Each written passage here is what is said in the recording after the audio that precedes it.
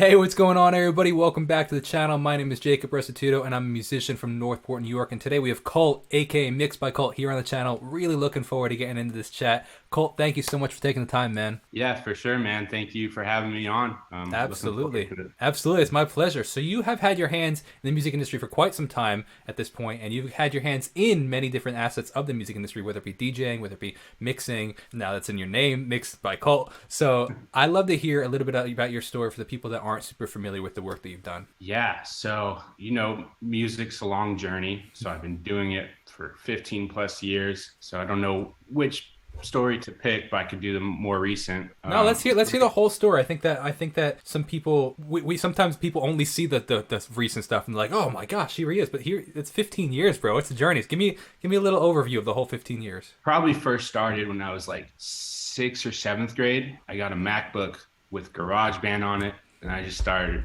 Dude, I don't rap at all, but I was rapping and recording myself and then making beats and then just playing on GarageBand. And then as I got into high school, Logic Pro, torrented that. And it's so funny because now I don't have anything torrented. Like I bought everything because I don't want to torrent something and then mess up all the plugins I bought. So I'm like, all right, sidetrack. But It's funny you mentioned that just because I think that that's the start that so many of us have. Granted, I didn't necessarily torrent things right off the bat, but so many people did. I know so many friends that did. But I started a garage band, continued on that started with then with Logic, and now I'm not. I'm curious. Did you ever switch to Pro Tools? Or are you still in Logic? oh yeah, so I haven't used Logic in centuries. Like it feels like. And then I went to Ableton, and then got insane with Ableton, and then got to Pro Tools. And So, so what now, made you transition from DAW to DAW? from Logic Pro to Ableton, I went to a school in New York City called Dubspot, which was an EDM production DJ school. And I was going to take the advanced Logic class, and they're like, we're out, but we have Ableton. I was like, okay, best decision of my life. Like, Really? Tell me a little bit. We're getting super nerdy right off the bat, man. People are like watching it and like we're hearing your story, but now I don't want to hear all the details because as a musician guy myself, like as a producer, I want to hear all the like, oh, why'd you choose Ableton? Like I want to hear the nitty gritty, bro. yeah, just like learning it. I learned it, picked it up so quick. I was obsessed with it. Like I was up for 3 days straight, like playing with it, all the automation. You can automate so fast in there. I love it. And then lo and behold, years later, I'm using Ableton with Skrillex. So if I never used Yeah. Ableton, but then I got to Logic or Pro Tools, which I found out I needed to use when I started interning at a recording studio. I was like, they're not using Ableton. So then I went to SAE, School of Audio Engineering, and learned Pro Tools there. Very interesting. So you kind of took the more structured route for learning these DAWs and even to some degree mixing as well, or just essentially the DAWs were like Dubspot, then SAE. SAE Institute. Yeah, okay, it's SAE Institute, where you're learning these specifically in those schools, which is very interesting. I think that tell me a little bit more about that, because sometimes, for example, like me, I went for a kind of different route where I actually dropped out of college and was a lot more self-taught. What made you decide to do the actual schooling route? Because obviously it's working for you. So tell me about it. Definitely, it just cuts off the fat and you get right to learning it, and then you can go on the YouTube tutorials and challenge yourself outside of the classroom and stuff, but at least you have someone directing you how to use it, which I found really helpful. Because when I was in that recording studio interning and I didn't know how to use Pro Tools, the studio owner was like, why are you going to go pay for college? Why don't you just stay here and watch? I'm like, that looks alien to me. Pro Tools looks alien to me. Like, I don't even know where to begin. So I was like, I got to do the school. Did the school. And I mean, Pro Tools, there is so many layers to it. I've learned so many layers. You'll think you're a master at Pro Tools, and then someone's going to be like, actually, you can go super in depth this way. Like, Yeah. It's never ending. Yeah, that's really interesting, actually, especially. I think that's a perfect cue of. I was just on another chat with somebody else earlier today, and we were talking about the fact of like knowing yourself and really just being confident who you are. In the sense of like some people are really good at learning hands-on visuals, some people are really good at learning in school, some people are really good at learning on their own, and I think that that's really clutch in the fact that like, because some people are like, oh, do it your own, do it yourself, do the no school, screw school. But obviously it's stinking working for you, bro. So like, it's screw all the haters for that. In the sense of like, it's really key actually to know who you are and how you best learn. And just like you went right into it, and now it's really paying off. I mean, you got platinum records, that you've mixed on. So it's totally, I would say it paid off. Yeah. I remember my mom said this to me. She said, go to school to learn it the right way. And then if you want to do your own way, you can still do that, but at least learn it the right way. Sure. So that stuck with So me. I also love the aspect of we're kind of both of us are like all over the place. So I love it because I'm having such a good time chat. We're like only 10 minutes in and I have such a good time, man. But I love the fact you kind of briefly mentioned it, and like I want to hear a little bit more about your story. But before we do that, you mentioned the fact of like had you never learned Ableton, which quote unquote maybe for a while you could have been like, oh, it would have been a waste of time because I didn't use it for a while, and then you met Skrillex, worked with Skrillex, now you know how to use Ableton from 8 years ago, whatever the case is. Like everything always works out, you know, man. It's so funny the pattern. At least I see my life in. I'm sure other people are the same. It's like a staircase. Like you'll be here, and then it'll drop, and then it'll go higher than it was before, and you're like, oh, great, and then it drops again, and then it goes even higher than it was before. It's like ups and downs. Or Sure. Can you elaborate? Do you have any examples that you'd be able to share with us, or you're comfortable sharing with, you know, where you think you are, and then a little bit of a dip, and then growing up? just situations, like when I first graduated from SAE, I got into a studio in New York City called Engine Room Audio, and I was there, and then one day I just was like, all right, I'm stressed out, I gotta take a break. I left, and then I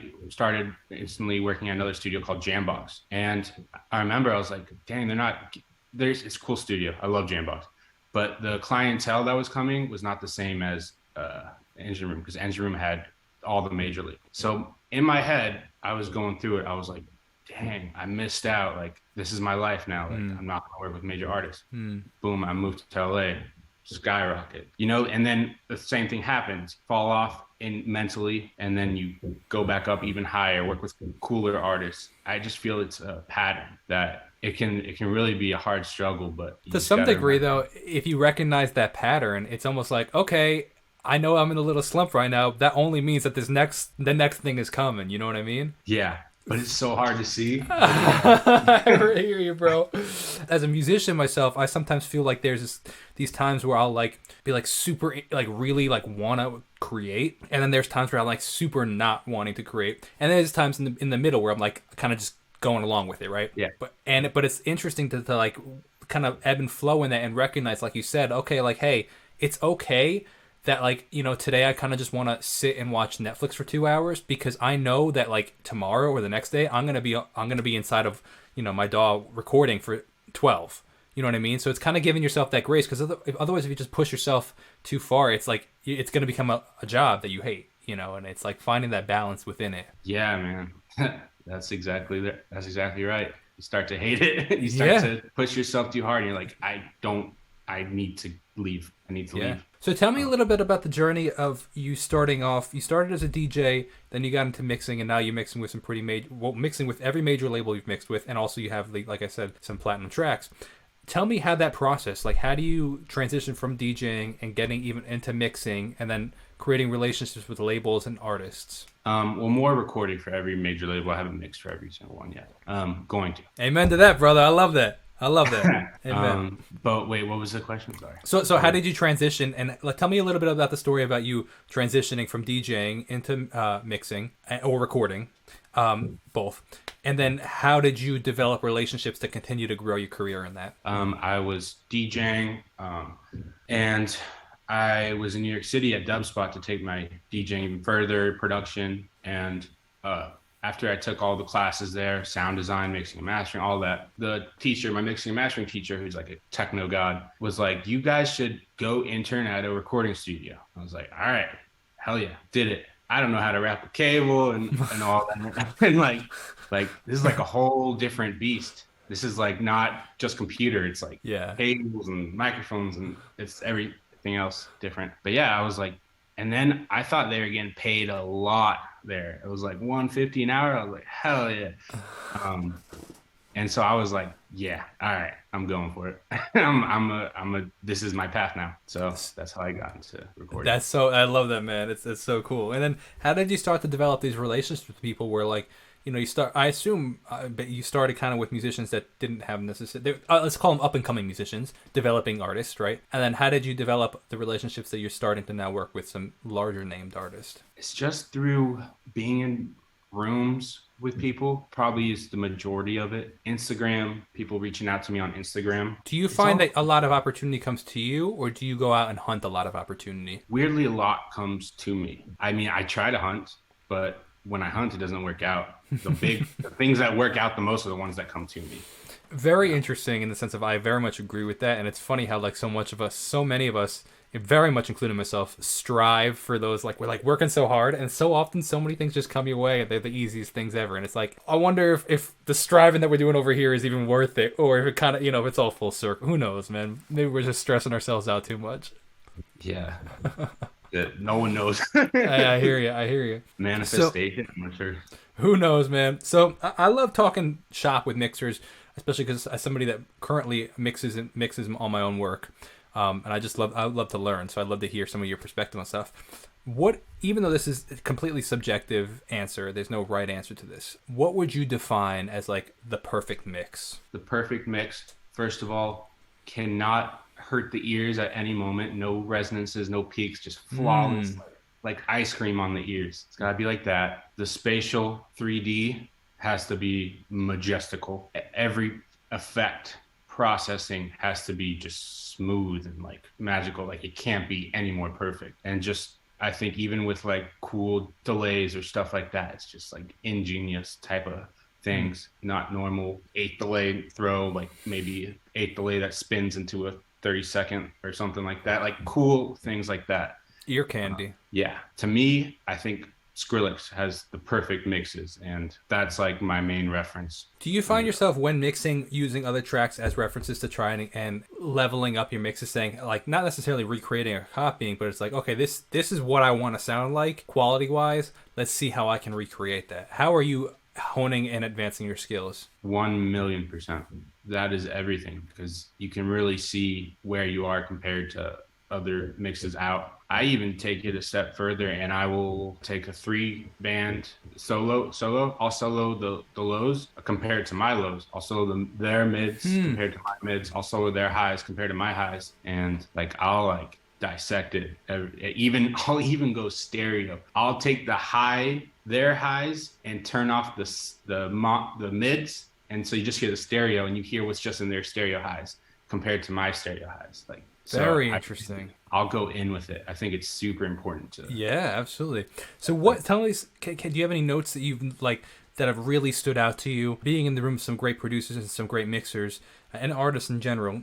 Have you been in the room and you noticed, be like, oh wow, like that's something I would have never done, or that's a misconception that I thought I had that's totally different now, and like just anything that's just like totally unlocked in your head? 1,000,000%. It's funny because every producer, artist has totally different way of going about things. Sure. It can actually be hard as an engineer, because your template could be for this artist you just worked with yesterday, and then you're with this new artist and they're like, bro, that's not my sound. I'm like, all right, let me take off the sound they had yesterday. Sure. But like some cool things, oh man, it's just mine's going. Yeah, I hear you, man. I don't even know. Absolutely. But, let's be more specific.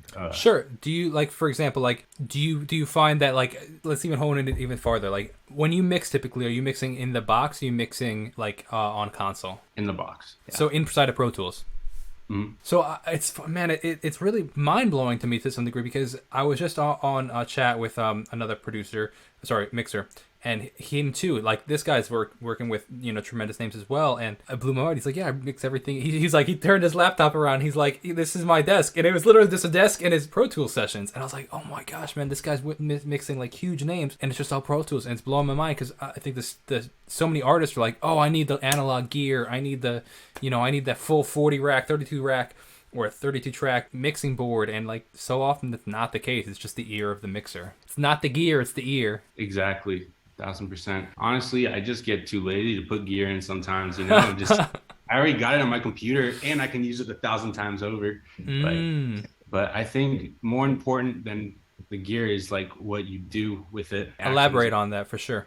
Elaborate. Like, cool, you could run your 2-track through a dangerous master bus, but if you don't turn down an EQ here, then how much better is it going to sound than if you didn't run it through there and you turned down the EQ there? Yeah.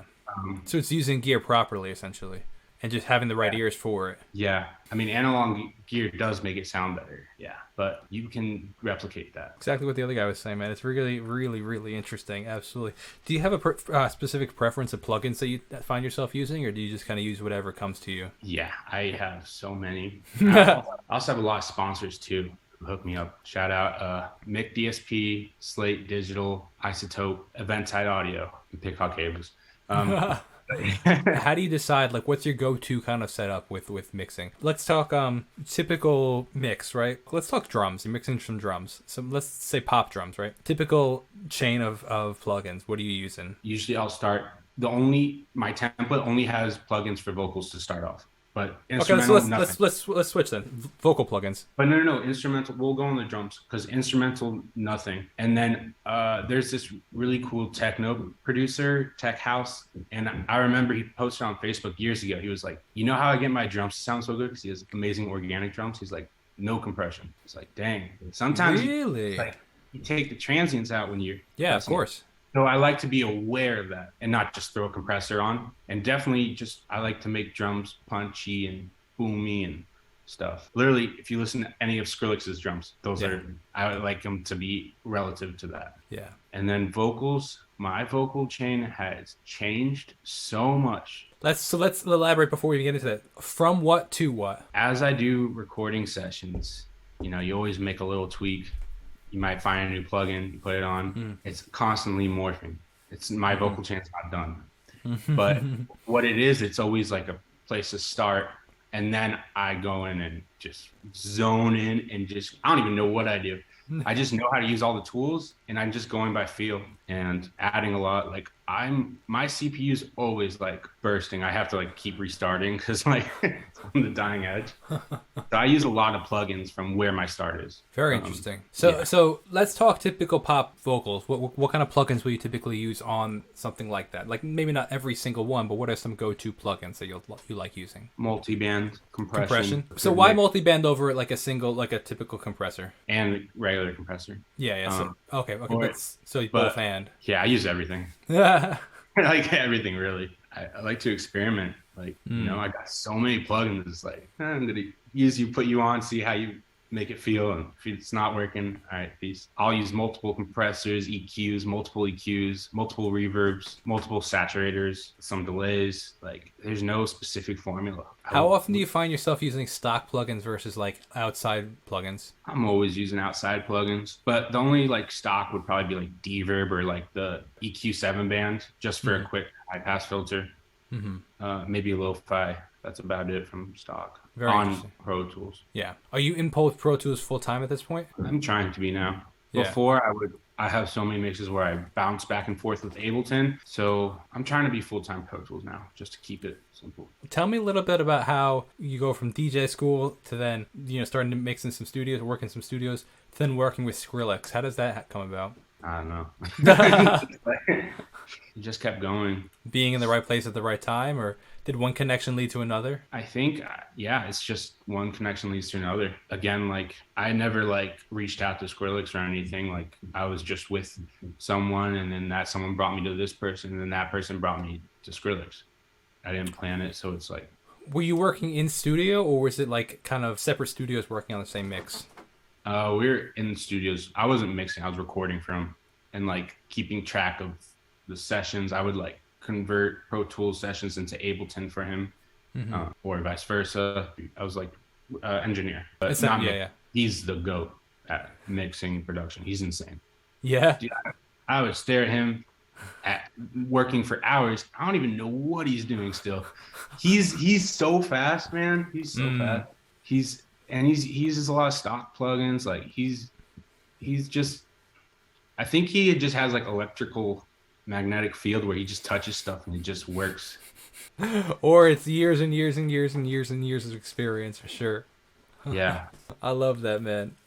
I love that. How much of your time is split between engineering and mixing at this point? So I try to I moved to Austin so I don't have to be in the studio anymore, like recording studio. I like to go to the studio to mix. So I do that now. I just mix in the studio.